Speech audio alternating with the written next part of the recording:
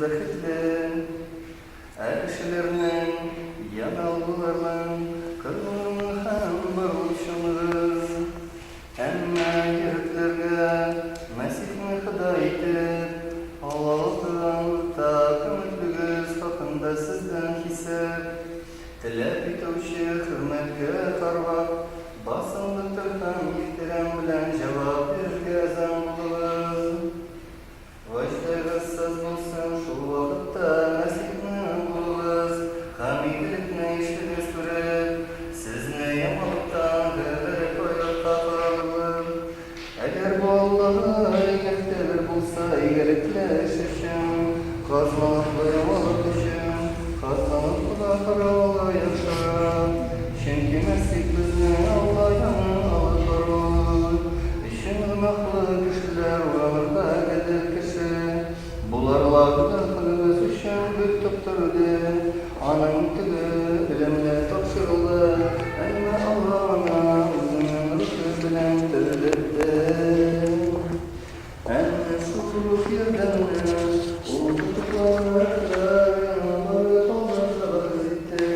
Buruklar barındı zamanla, duh günlerge Allah'a itirirsiz bularlan.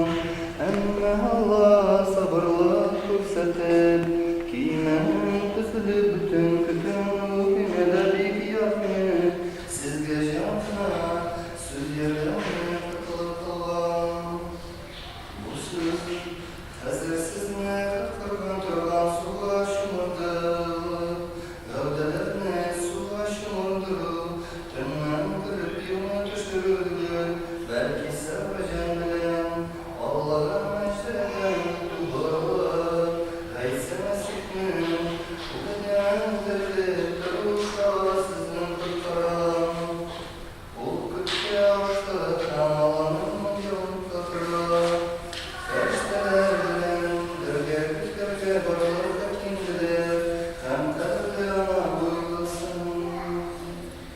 Bilimlik tüzükleri bizge Evangelinin tanılık barıgızga tadınışlık bulsun. Yükselen ruhanadan Avu Evangelinin izdiman Rusemnin yazgından okuyun. şükür Sinay burada, şükür Sinay. Аминь. Во время Оно воскрес Иисус до утра в первую субботу, не весе прежде Марии Магдалине, из нея же изгнала 7 бесов.